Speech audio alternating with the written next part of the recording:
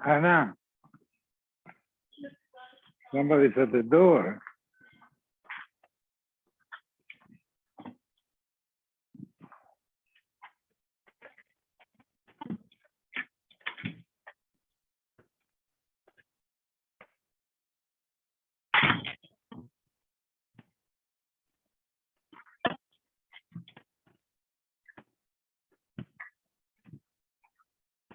Did the thing ring? Yes. Yeah, you did, yeah. All right.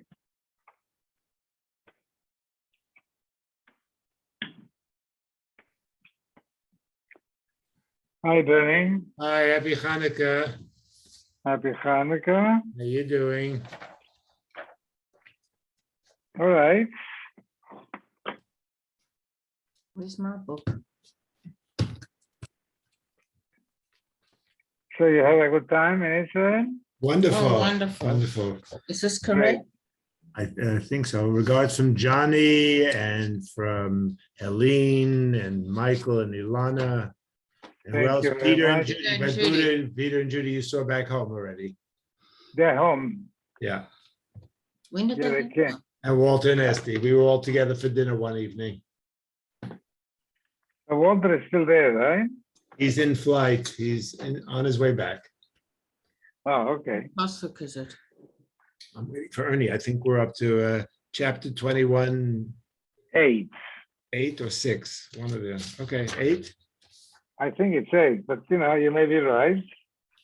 Where is it here? 20, 21. We're here. Here's the parak starts about Yonasan, David Yonasan, and then he goes to Nov, where the high priest is, right? Why does he leave Achimelech. Jonathan? Why does he leave him? Because Jonathan warned him that David really is going to kill, that Shaul's going to kill him. He is a professor. Hello, Ernie. Shavua Tov. Shavua Tov. It must be cold in San Diego if it's cold here. It was a very nice day today. Now it cooled out. We had a bonfire tonight right in front of our villa here on the beach. We're right on the beach here. It's Paradise Point. Remember that? You remember that? We went as we took our kids when they were younger. Yeah, years ago. Yeah. Very nice. Very nice.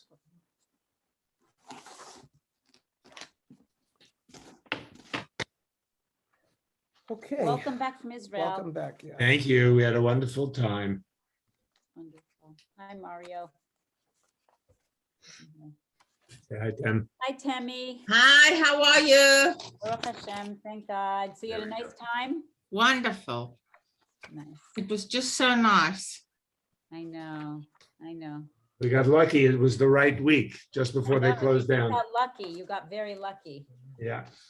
Who would have thought? Omicron, right? Omicron. Right.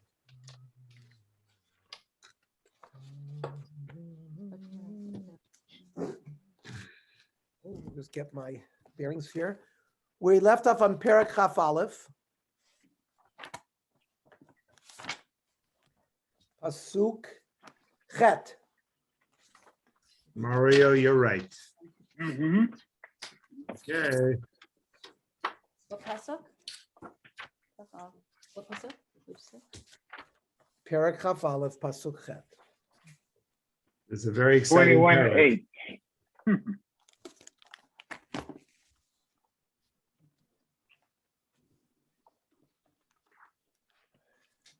So let's set the scene.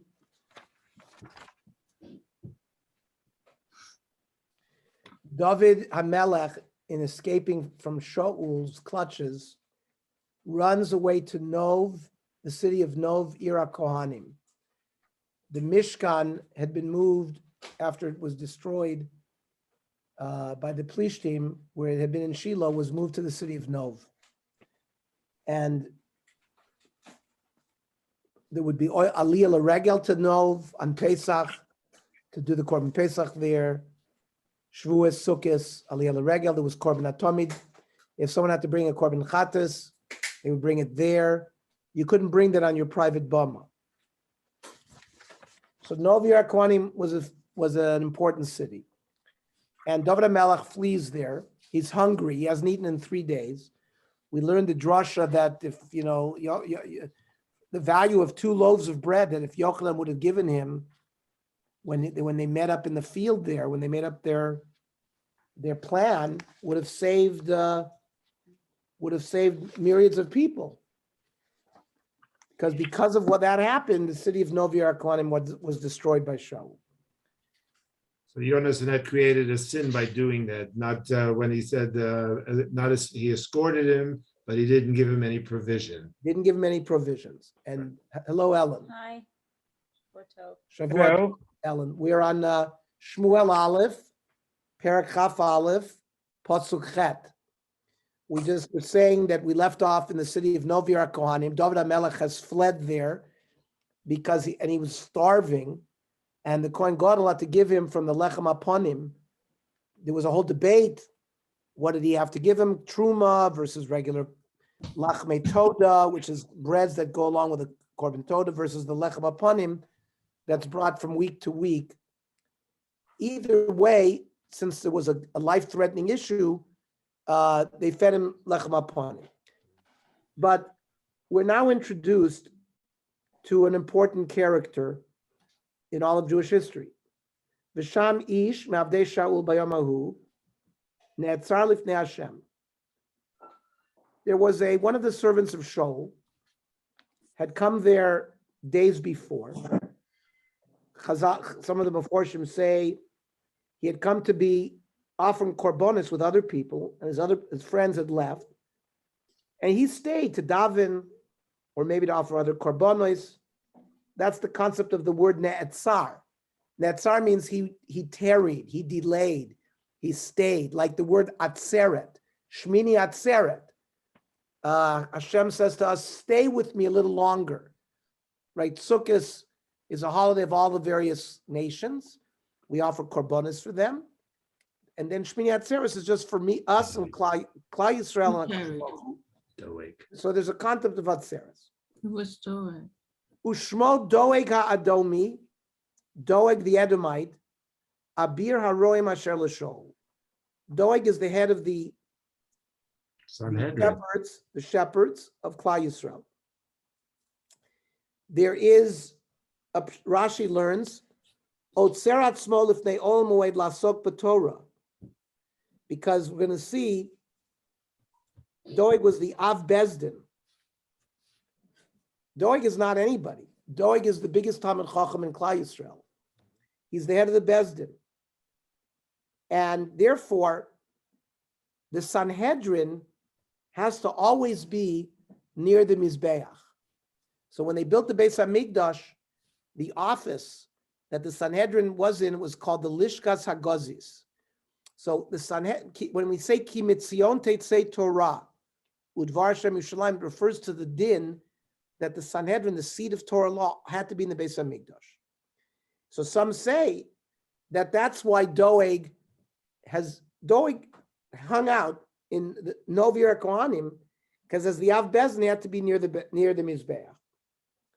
The Me'am Loez says that since Doeg was in charge of the flock of Shaul, now Shaul is the king, very wealthy, he has thousands of flock. If you own flock, so there's a number of dinim that apply to you that relate to the Beis HaMikdash. One is the din of Meiser Behema. So every year when your behemoths give birth, you have to give 1/10 of any new born animal. So any animal born in that fiscal year between, let's say, Rosh Chodesh Elul and the next Rosh Chodesh Elul. Let's say there's a 1,000 sheep born. So they would be put in a corral. They'd be left to run through a chute, a narrow chute, one by one. And you would stand there and you would count 1, 2, 3, 4, 5, 6, 7, 8, 9, 10. The 10th animal, you would make a mark on the animal. 1, 2, 3, 4, 5, 6, 7, 8, 9, 10.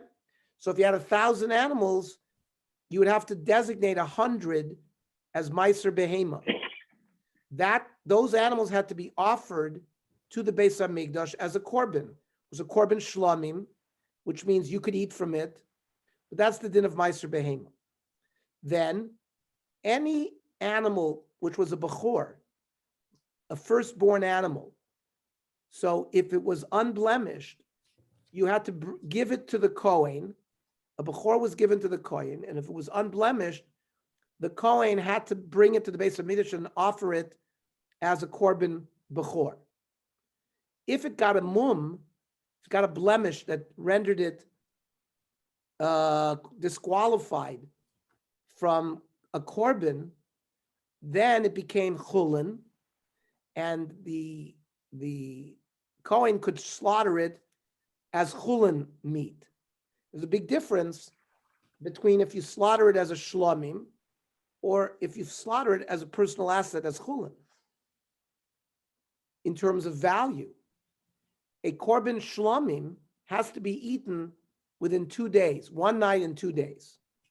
Has to be eaten only in a holy environment. Could be eaten in Yerushalayim, but you couldn't eat it outside of Yerushalayim. A Chulin animal has no such restriction. There's no inyan of eating it for only 2 days. There's no inyan of eating it in Yerushalayim. So it was worth more to the Kohen if it was Chulin.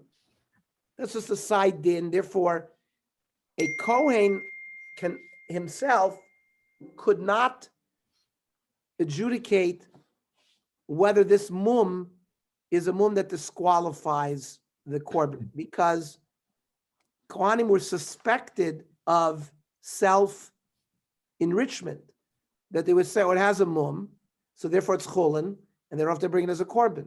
It's just a side din. But that's one of the reasons the Me'am Loa says that Doeg had to stay longer in the city of Nov, since he was in charge of the flocks. He had to take care of the Meiser Behema and the Korban Bechor. If it had a mum, did that make it treif? No. No. We're talking about a mum that would make it disqualified as a korban, but not one of the yud ches treifus that makes an animal treif. Okay, For example, if it has a split ear, if it has a certain kind of, if it has a cataract in its eye, there are certain mumim that make it disqualified as a korban, but doesn't make it treif. For the yud ches treifus, there are in chulin, there's 18 types of treifus that make, if it's missing a limb, if it's missing an internal organ, if it's got a hole in the lung, if it's got a hole in the stomach, and those are things that make the animal treif. You would not be able to bring that as a korban.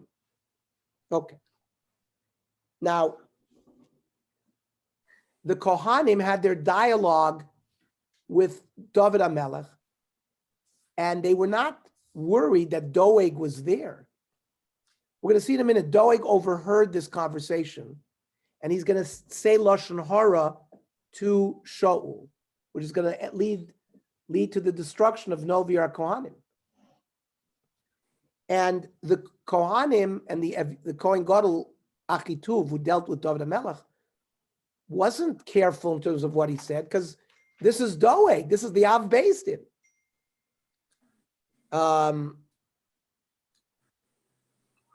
Another explanation is that it was Erev Shabbos, so he stayed another day because it was going to be Shabbos. He didn't get his work completed, and that's the same day that David HaMelech arrived on Shabbos. Correct. There's different opinions as to why Doeg was there. Yeah. But Yes, basically, Doeg, it was clear that Achimelech, the Kohen, didn't know that David was running away. He didn't know all of this. But we're going to see Doeg is going to maneuver the situation to make it seem like Achimelech, the Kohen, is in cahoots with David running away from Shaul, which is going to lead to the killing of the Kohanim in Nov. This is because of this tremendous hatred that Doeg had to David HaMelech.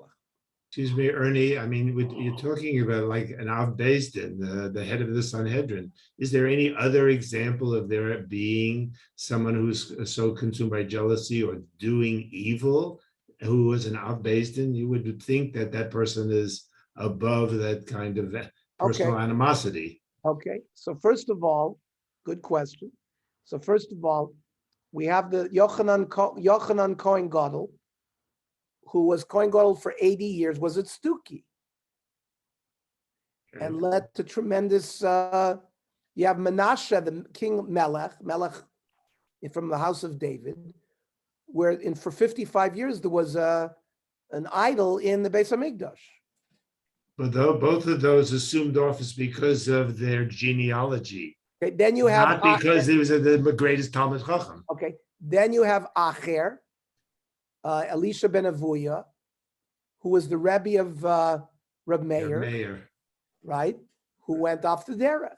So now we're gonna let's take this step by step. Let's take it step by step. I'm going to read you from the Iyeh Hayam, the Hine, Af Shahaya Doeg Rosh Sanhedrin, Mishum Shaya Talmid Chacham Muflag. So even though Doeg is the head of the Sanhedrin, he's the biggest Talmid Chacham in Israel.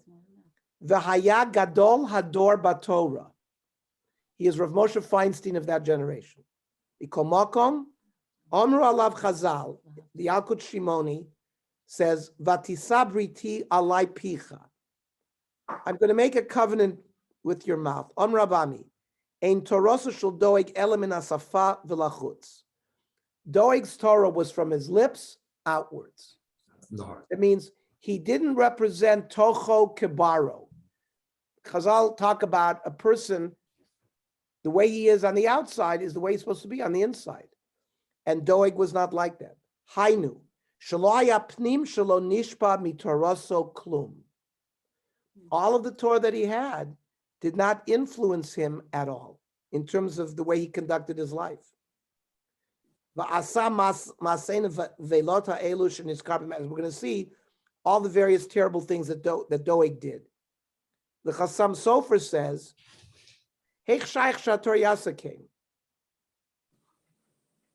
because it says by Torah, Yarov kamatar lichi. Torah nimshal. Torah is like dew.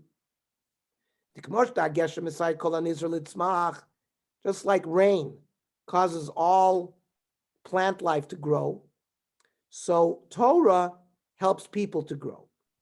Ach, talui, says the Chasam Sofer, mashuhu zoireya. What are the seeds that have been planted? If the roots and the seeds are good things, so the Messiah Torah. So the Torah will, for example, what do you plant in the ground? If you plant terrible quality seeds, no matter how much you water it, what will grow will be terrible quality. So,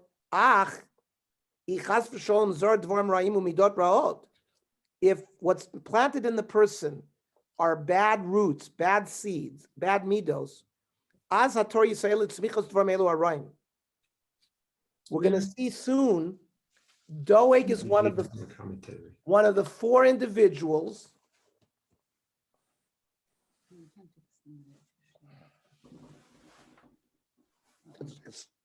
It's extremely warm. And the subject matter is also making me warm. Wow. Wow.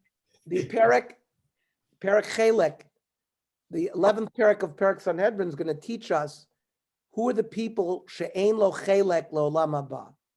One of them is Doeg HaEdomi.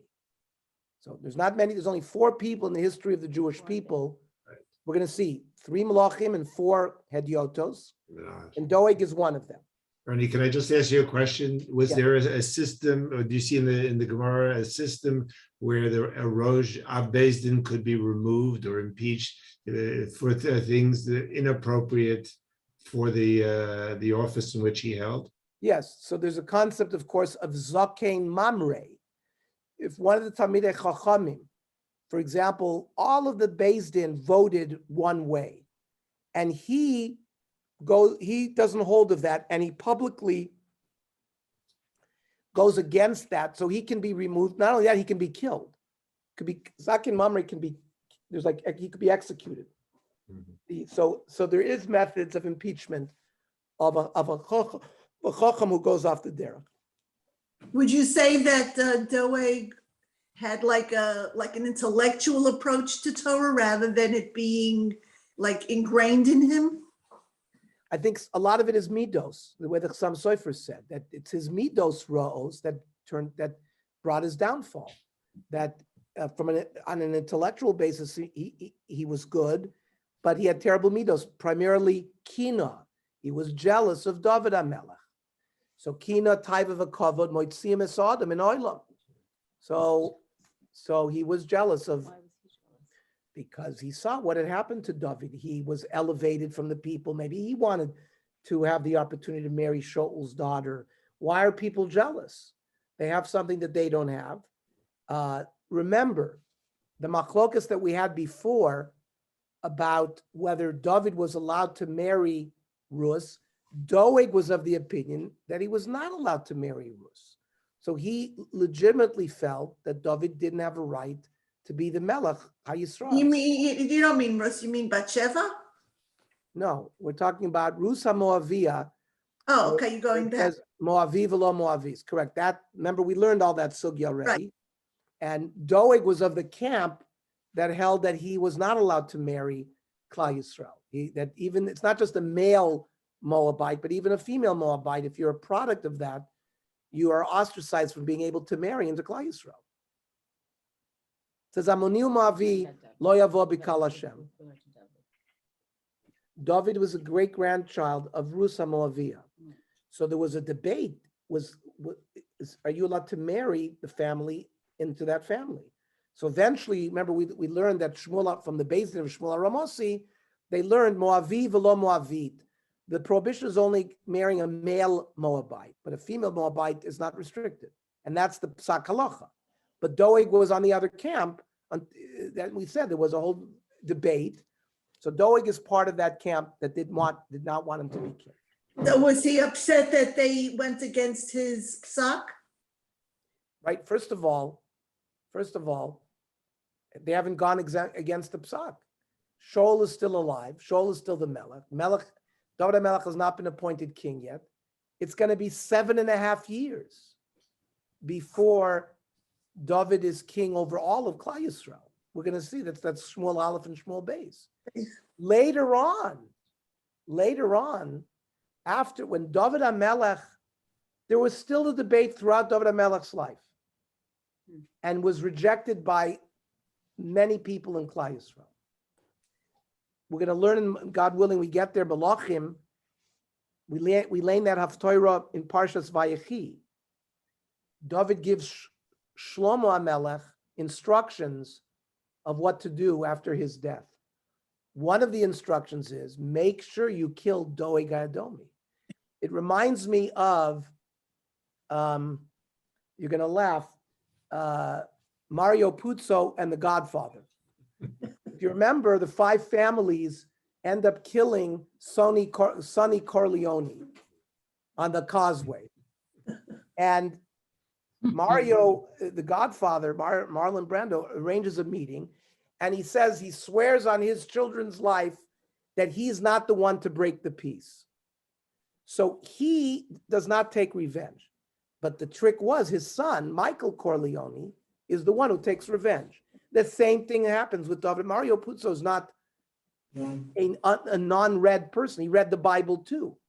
And David, we'll see, had his own reasons why he didn't kill Doeg in his lifetime, to make sure Shlomo HaMelech, his son, make sure he doesn't allow Doeg to go to his grave in a peaceful way. Do you remember the Haftorah, Bernie? You know what the Haftorah? Yeah. Yes. So that's dope. So now, It's funny that the next parak, you say David HaMelech is not a Melech yet, it's Shaul, but then the next parak starts with the Pelishtim, and the Pelishtim recognize David as the Melech when he falls into this, when they go to, right? Very soon, David is going to become king in Judea. He becomes king over the Shevet Yehuda and Binyamin. And there he is for 7 years before all of Klal Yisrael. So when we say David HaMelech ruled for 40 years, it was really 7 years in Yehuda and 33 years all of Klal Yisrael, for a total of 40 years.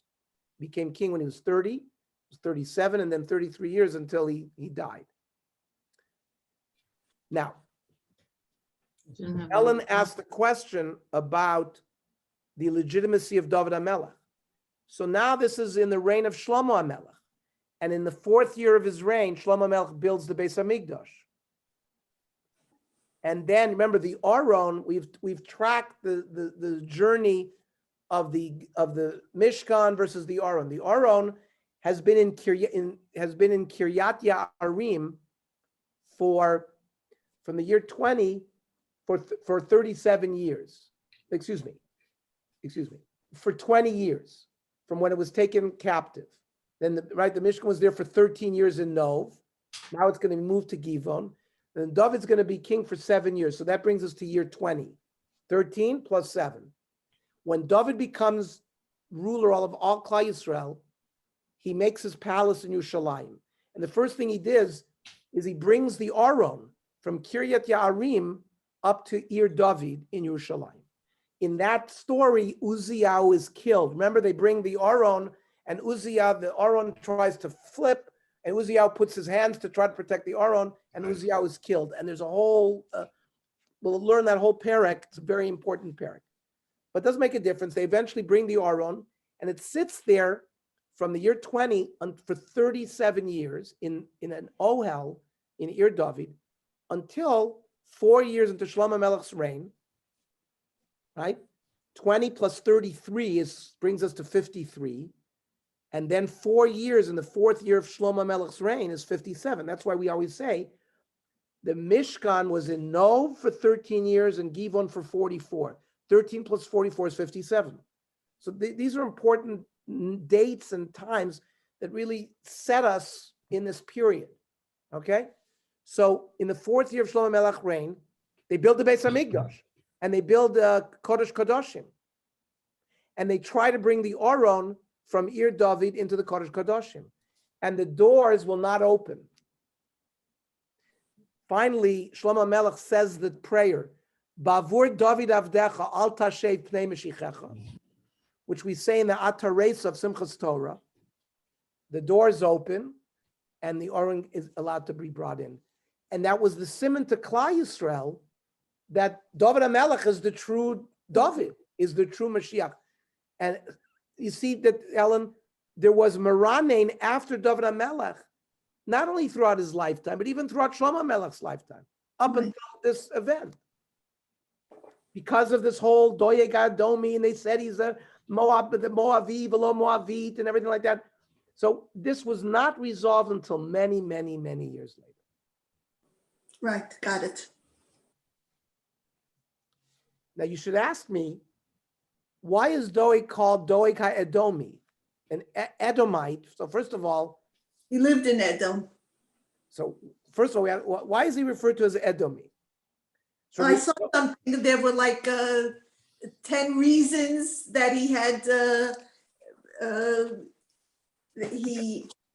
I was reading it earlier. because remember, an Edomite normally is not Jewish.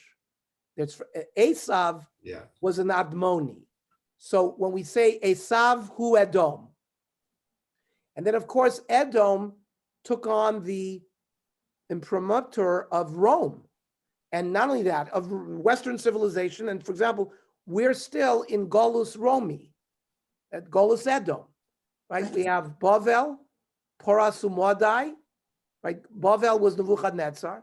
Poras Umadai is Achashverosh, right? Yavon is Hanukkah. And then Edom is Rome. These are the 4 exiles that we've been in. So if you call somebody an Edomite, you might think this is not a Jewish person. So the Yalkut Shimoni says, Lama Nikra Shmo Edomi, Rabbi Yoshua ben Levi Omar, Al Shem Iro. He came from a city that was in the Edomite region. Abarbanel adds, Hu Bibnei Yisrael haya, Aval Afi Shaya Gar Be'eretz Edom Nikra Edomi. We're going to see. Yeah, go ahead. Doeg was born a Jew. He's called an Edomite simply because he resided in Edomite territory. The Midrash, however, offers various Talmudic reasons for this appellation. Doeg's attributes those of the nation of Edom, just as Edom was full of vengeance and hatred, so was Doeg. The word Edom also means red, since Doeg was envious of David, who was ruddy. Doeg was given a similar appellation. Doeg caused the blood of the inhabitants of Nov to be spilled. Doeg called for the shedding of David's blood. Doeg kept Shaul from spilling Agag's blood. Doeg reddened or shamed the faces of his peers when they discussed halacha because of his superior scholarship. Outstanding. I was prepared to. Yeah, is Read that all a of them, but Gemara? Ernie, is that a Gemara or a Mishnah? So, Here it's from Yeah. Yocher Tov. so in Shmuel, in the Yalkut Shimoni, it says, by the way, Uriah Hachiti, remember Uriah Hachiti marries Bathsheba.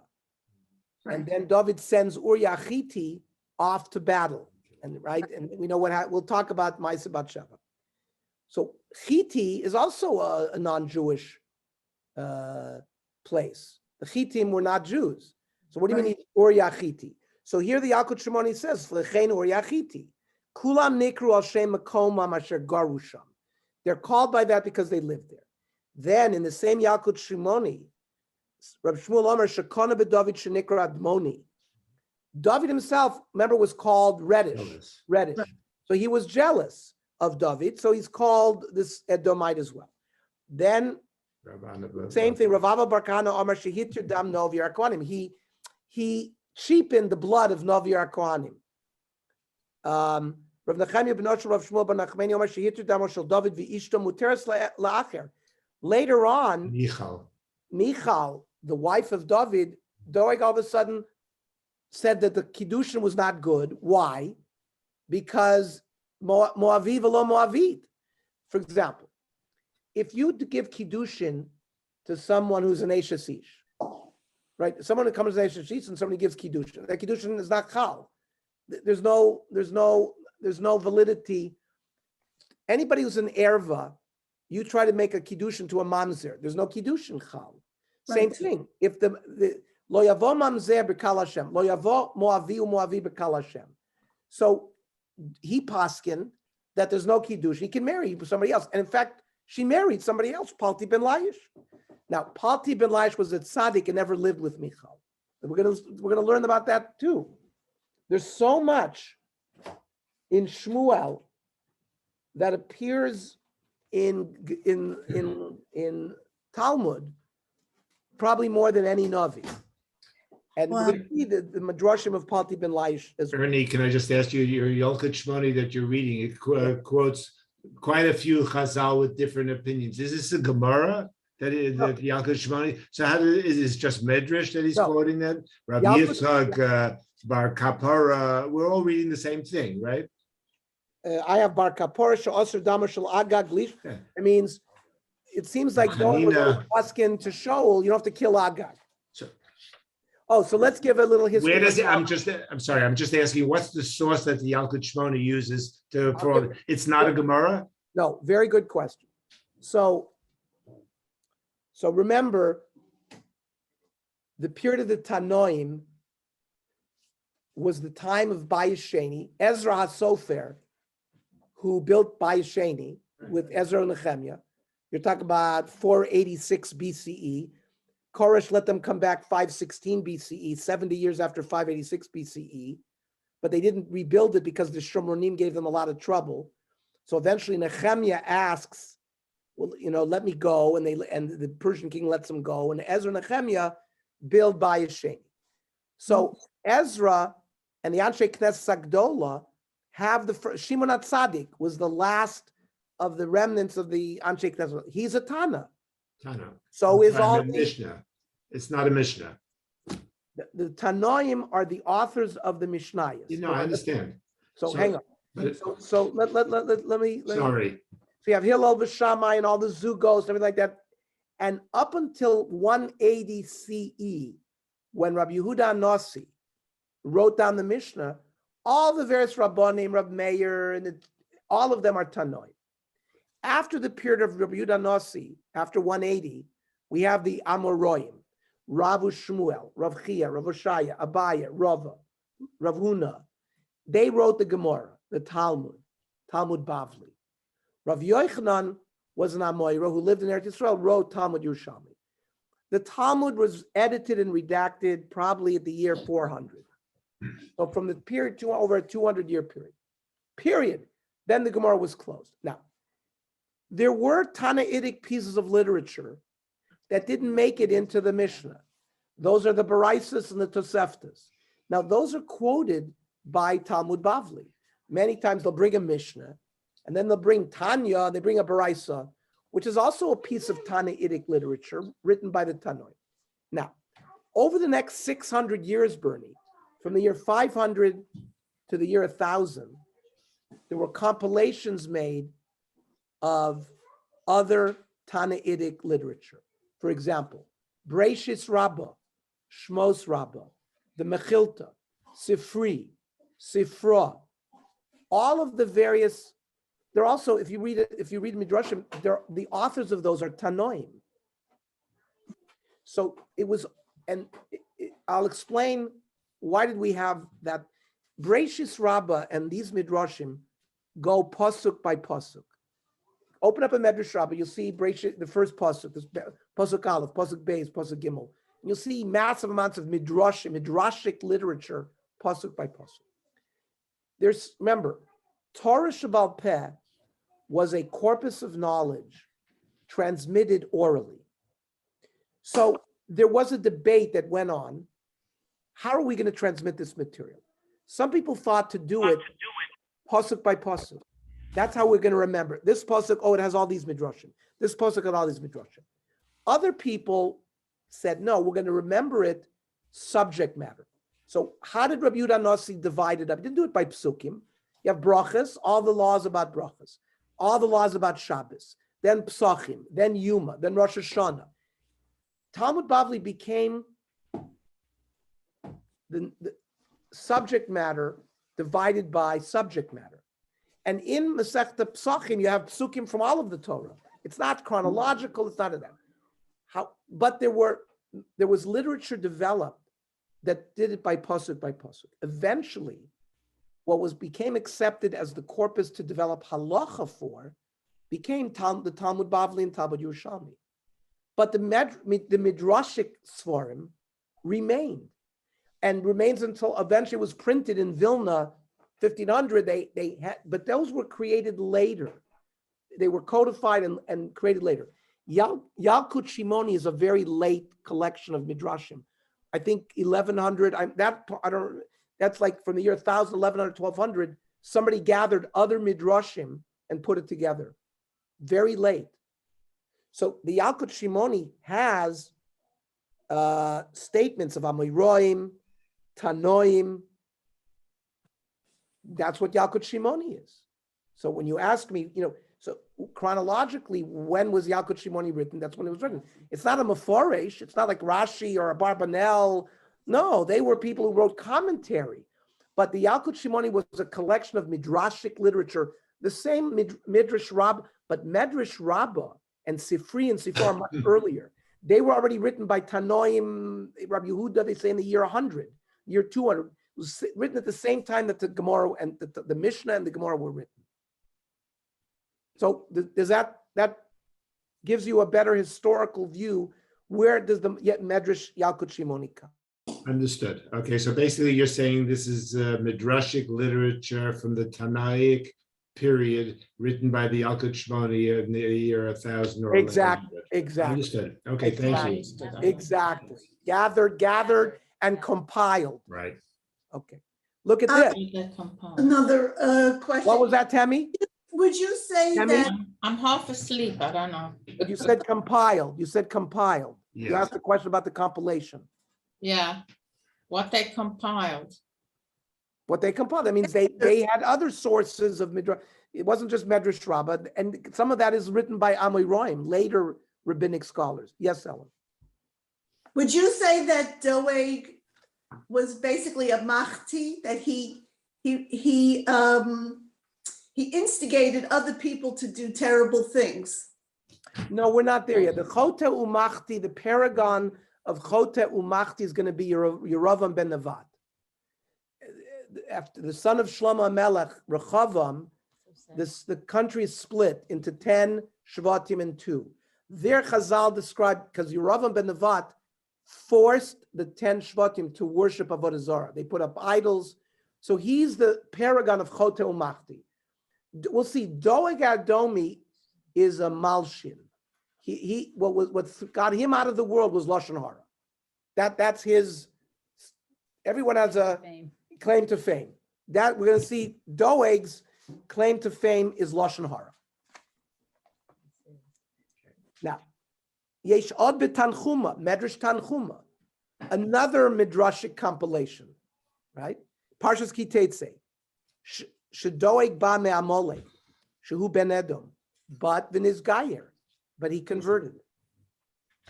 He's reading commentary. The question is, how did he become the Rosh Sanhedrin? You're not allowed to choose somebody, Rosh Sanhedrin, who's converted. So that's why it's a minority opinion. Then I want to read from Sanhedrin, Da ki rishaso shel doeg hayagadol levasof lo haya lo chelek lo mahaba. Kiditnan. Shlosha malachim va'arba hedyotos ein lahem chelek lo olam haba. There are 3 kings, 4 regular Jews who have no chelek lo olam haba. Right? The Mishnah starts, Kol Yisrael yesh lahem chelek lo olam haba. Except, these are the exceptions. Shlosha malachim, Yeravam, Achav, right? Ahab and Jezebel, right? Achav, who we'll learn about, God willing, in Malachim, Menashe, the father of Chizkiah Melech, but Menashe. Rabbi Yehuda Oimer, Menashe yesh lo chelek l'amab. There's an argument. Rabbi Yehuda says he did have olam haba. Shenemar vayispalel elav vayater lo vayishmat chinaso vayishvei Yerushalayim l'malchuso. So there's a debate about Menashe. Some say he did tshuva, and therefore he has chelik l'olam, so he doesn't. Who are the Arba Hedyotos? Bilam, because even non-Jews, Chasidei Umas HaOlam, have a chelik l'olam haba, but Bilam does not. Doeg, Achitofel, the Gechazi. Right? Achitofel is the great Yoetz, the advisor of David HaMelech, who turns on him and helps Avshalom. And then Gechazi, who is Elisha Hanavi's, he's his like Sancho Panza. He's his Shamus. And he goes off to there. I mean, we'll see what the sins of Gechazi were. Mm-hmm. To the point, right? We just learned about the Isha Shunamit. Right, he sends Gechazi first, and he was after money. So we'll see, each one represents a different failure, a different shortcoming, and they're broad. One will talk about his relationship to money. We see Doeg has to do with Lashon Hara. We'll see what Achitophel's issue was. Okay, let's go weiter. But let's go weiter. Pasuk Tes. Vayomer David lachi melech. Ve'en yesh potachas yadcha chanit o charev. So David HaMelech arrives not only without food, he has no weapons. So he asks Achimelech, do you have any sword here? Ki gam charbi v'gam kele lo lakachtu b'di. I didn't take my sword. I didn't take my instruments. Ki hayad var melech nochutz. When Shaul sent me, b'shlichus, it was very quick. I didn't have the time to take my weapons. Now it's a little unusual, you could say. I mean, David HaMelech doesn't have weapons, and why wasn't Achimelech more suspicious? But he wasn't. He took it because he believed in David HaMelech. Pasuk Yud. Vayomer HaKoyen Cherev Goliath Aplishti. Asher he kisa be'emek ha'elah. Hinehi lutav asimlach re'ayefod. You know that guy Goliath that you killed? Well, the sword, because we learned over there that the sword was sent to Noveh. It's here with the ephod. Imotati kach kach. Take it. Ki en acheret zulatabazeh. Who else should get it except you? Vayomer David ein kamo atznan. Yeah, there's none like it. Give it to me. So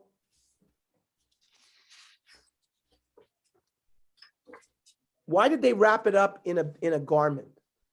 So it's not nice that a sword should sit next to the mizbeach. Why? We know the Torah specifically says, do not put metal on stone that you're going to build the mizbeach on. You can't cut the stones of the mizbeach, right? They have to be cut with the worm, the shamir worm, right? There was a miraculous worm, the shamir, because you're not allowed to use metal. The place that gives us kapara should not have been formed using metal that can create killing weapons. So they wrapped it in a garment because it's not nice for a cherub to be next to the mizbech. That's how the Das Soifrim moves. Now, what is this ephod? So some say, the Radak says the ephod was the garments that the Kohanim wore. However, others learn that they asked the Urim V'Tumim when David came. So they asked about the Urim. They asked about what the Kohen Gadol asked about what they should do about David. Now, this issue, only a king is supposed to ask in the Urim V'Tumim, or it has to be somebody appointed by the Tzibur. That's how Rashi learns. Melech or Bezdin. David wasn't one of those. Eventually, when Shaul is going to show up to Nov and ask questions, why did you help David? This was one of the things that sealed their fate. That obviously you are Moired b'Malchus. You went to the Urim V'Tumim because you thought David was the true king, when it's not so. When it's not so. And then it comes up with the issue that you're only supposed to ask by the Urim V'Tumim in the daytime, not at night. But as Bernie said, they arrived Shabbos. How could they ask? We're not going to go into that. We're not going to go into that. David HaMelech, yeah. Yud Aleph. Yud Aleph. Yud Aleph, 11 there. Does anybody have any questions? Stop me if you have any issues or questions. Vayakam David vayivrach b'yamahu b'nei Shaul vayavo al Achish melech gas. Okay. At this time, David runs away from Nov. And he left Eretz Yisrael. Achish Gas is in the area of the Plishtim, so it's over the border of Eretz Yisrael.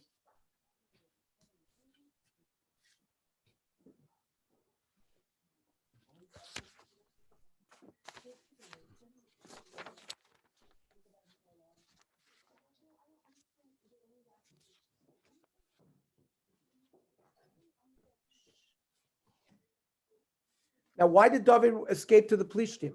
The Plishtim were the enemies of Klal Yisrael. It's like running away from a lion into a leopard. Weren't they supposed to be obey because Goliath was killed? One of the propositions that he made was that Bnei Yisrael would rule over them if they killed him. Yeah, but they didn't. But they didn't necessarily accept what the Goliath said. Why did he think that they would help him? So the Das Soifrim learns that since he came by himself, they wouldn't recognize him. He didn't tell him he was David. Later on, it came out, but initially, he thought he could go incognito.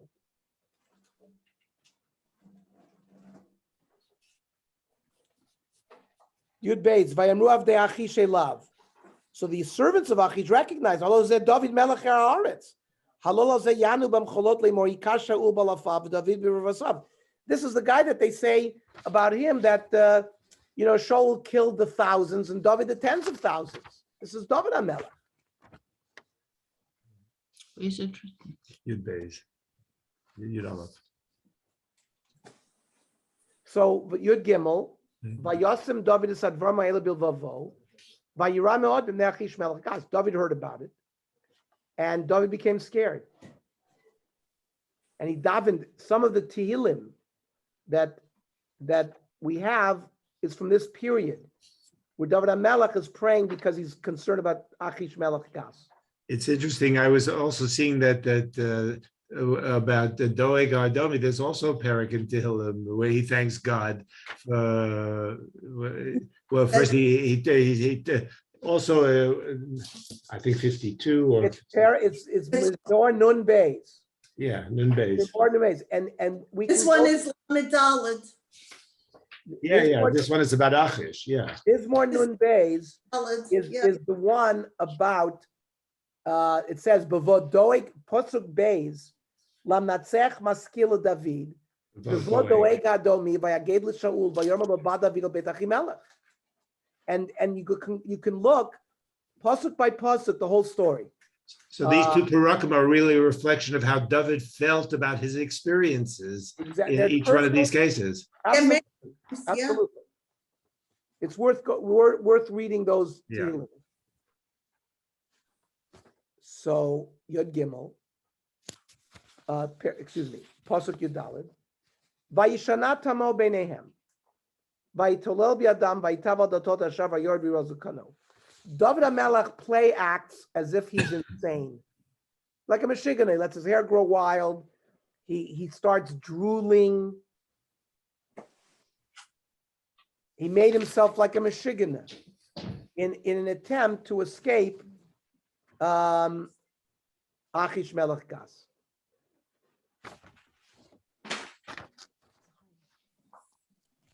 It's a funny midrash, yeah. Tesvav, Vayomer Achish Lavadav. Hine tiru ish mishtagel lama taviotel. It's a Michiganer. What do you want from? I'm not concerned about him. He's a Michiganer. Chaser mishugaim ani? Do I lack mishugoim? Ki evetem et zel mishtagel hazeh yavol beiti.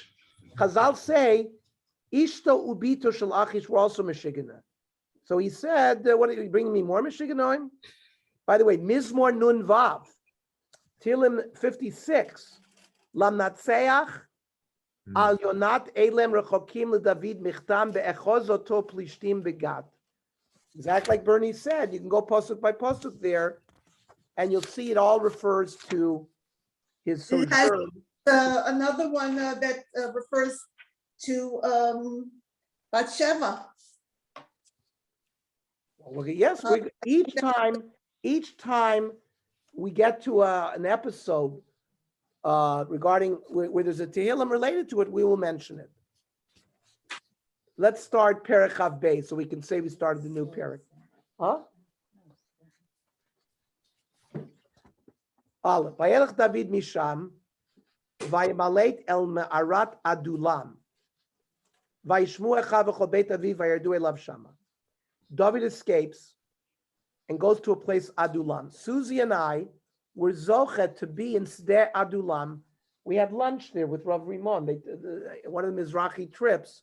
They know where this area is. It was not far. Was Bernie there too? No, Bernie didn't go on that one with us. He did. I don't think so. No? No, I was not Zocher. It was not far from where they took us to the where Goliath and David HaMelech fought. Yeah. We had lunch where that place we had lunch was in Adulam. Now, We should go back now. Adulam should trigger some memories for you guys. Yehuda and Tamar. Yehuda and Tamar, Chira Adulami. So Right. that it's all Yehuda. So it's all in this region, in the middle of Israel, that these episodes are taking place. You could visit these. Oh yeah, there's a map here.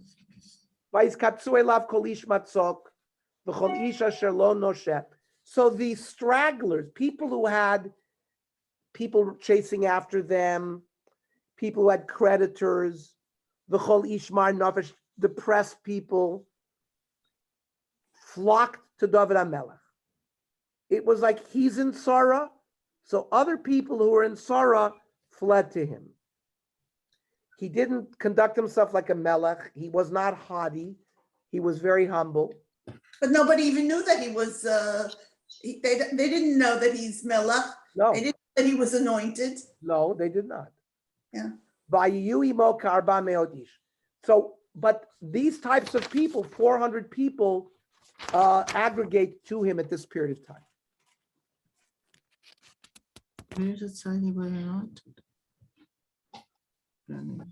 Now, when there's a melech, so So people who are in trouble or have a creditor, they run to the king because they think the king might help them.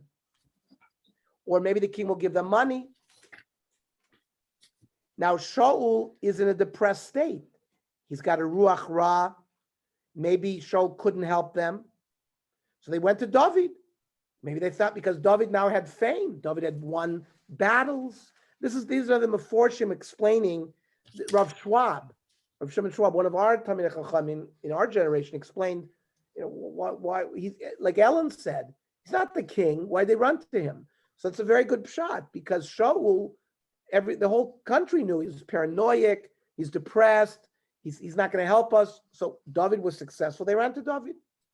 Ernie, but it's a strange continuity. The first pasuk talks about David's family hearing about it, and there about where David is fleeing And they to, joined him. and they go in. So then the next pasuk is about all of those people who are never problematic, and they're going around. But Bernie, what happened to the family? The families, but he didn't have 400 people in his family. David now is getting, it's not an army yet, but 400 people is 400 people. So the first people that came to him is his family. Then these people. Now, by the way, Tehillim Lamed Daled is the Meforshim explain that Tehillim Lamed Daled, it discusses this period of time in David HaMelech's life. Pasuk Gimel. Vayelech David Misham Mitzpeh Moav. I read somewhere that the reason that the family followed him is that they knew that Shaul was now after David, they figured that they're in danger as well. Correct. And they used to be officers for, right? And Chanami, he's going to hate us just like he hates David. Exactly like, that's the Chomat Anach explains that way. And the Al-Shir. Lamed Dalet is a very familiar parak. Lamed Dalet is about this period of time. His Tamo, every Shabbos. When he's with these people, that capital Tillim is about. So David flees to Mitzpeh Moab. Vayomer Melech Moab, Yetzena avivi imi itchem ad asher yedam ma yaseh Elokim. So, of course, David HaMelech feels kinship with Melech Moab. Why is that? Remember, Rus is from the royal family. So he feels comfortable with since he comes from Rus, Melech Moab will have mercy on him. And he's running around now with Yishai, his father and his mother. Mm-hmm. And David knows he's going to have to do battle with Shaul. So he doesn't want to have his father and mother with him. He figured, let me place his father and mother under shelter with the king of Moab. Pasuk Daled.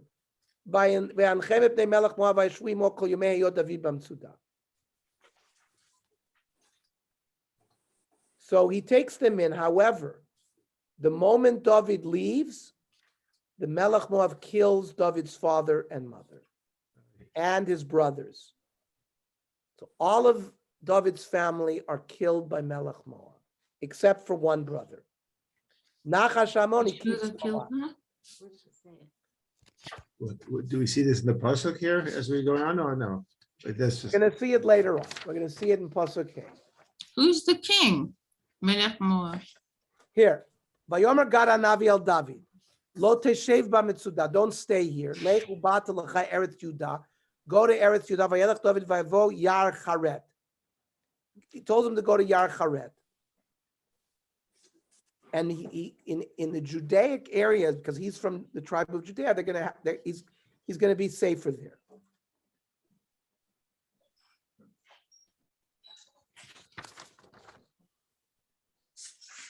And as I said before, Melech Moab harag horei v'achei David.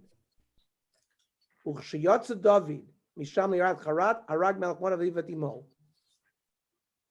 That's what Rashi says. Look at Rashi.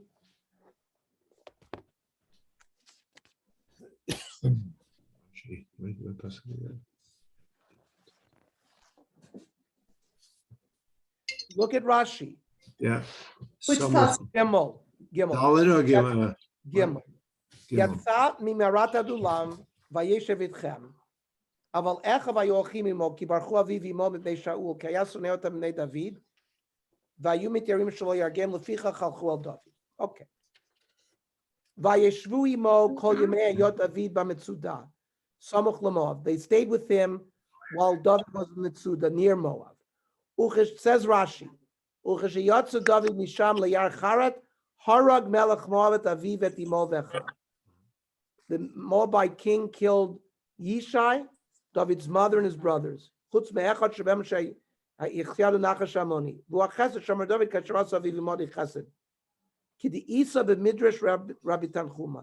Rashi brings it from Medrash Tanchuma. Wow. And we're going to see the ramifications of that as well. I think it's a good place to stop when God Hanavi begins to have a dialogue with them. Enough to make David HaMelech Meshuga. In reality, this happened. They have to imagine the blame he felt, the guilt he felt from this. Exactly. Yeah, but it's not his fault that the. No, why it's does the not king- his fault, but why it's did the terrible king kill happening. him? Yeah, but I think that he had so few options available to him that he chose Moab, I guess, thinking that, you know, maybe there's some familial relationship that could prevail, but But it didn't work out. no. It didn't work out. Okay. I think very good material tonight. Yeah. And we'll continue, God willing, next 7 o'clock, next Shabbos, 7 o'clock, Saturday night, Motzei Shabbos. And Daf Yomi is now for the Daf Yomi. I'll sign off, Mario, and call back again. Okay, thank you, Ernie Shkoyach, very much. Have a nice Pray remainder of your Chanukah. vacation. When you're coming home. We're coming home tomorrow night. All right, Going to SeaWorld tomorrow. Oh, Okay. nice. enjoy. Welcome back, Bernie and Tammy. Thank Thank you. you.